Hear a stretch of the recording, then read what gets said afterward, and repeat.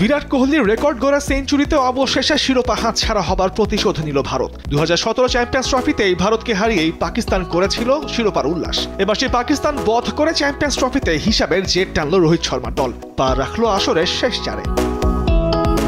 দুবাইতে অবশ্য টস জিতে ব্যাট করতে নেমে পাওয়ার প্লেতেই 2 ওপেনার হারায় পাকিস্তান। হার্দিক পান্ডিয়া বাবর আজমকে ফেরানোর পর ইমাম উল হক কাঁটা পড়েন রান আউটের ফাঁদে। এরপর দলের হাল ধরেন রিজওয়ান ও শাকিল। একবার জীবন পেয়েও 46 রানে ফেরেন রিজওয়ান, ভাঙে 103 রানের জুটি।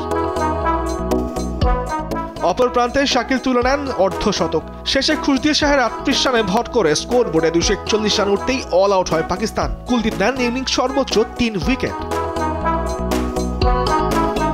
আসরের সেমিফাইনাল ইস্যুতের ম্যাচে শুরুটা ভালো করলেও ধরে রাখতে পারেনি রোহিত শর্মা। ফেরেন 20 রান করে শাহিন আফ্রিদির বলে। এরপর গিলকে সাথে নিয়ে জুটি গড়েন বিরাট কোহলি। গেল ম্যাচের সেঞ্চুরিয়ান শুভমান গিল এদিন থেমেছেন 46 রানে।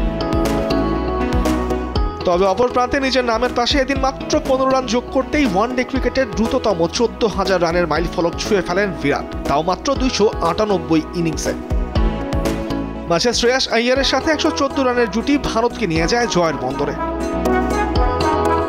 শ্রেয়াস 56 রানে ফিরলেও বিরাট ছিলেন অপর প্রান্তে অবিচল। মাঝে জয়ের চেয়ে শতক ছোবার রানটা বেশি থাকলেও ম্যাচ সেরা কিং কোহলি 4 মেরে তুলে নেন ওয়ানডে ক্যারিয়ারের 51তম শতক। ভারতও জয় পায় 6 উইকেটে। ম্যাচ শেষ হতে তখনও বাকি 45 বল। তামিমুর রহমান, স্পোর্টস ডেস্ক, দেশ টিভি।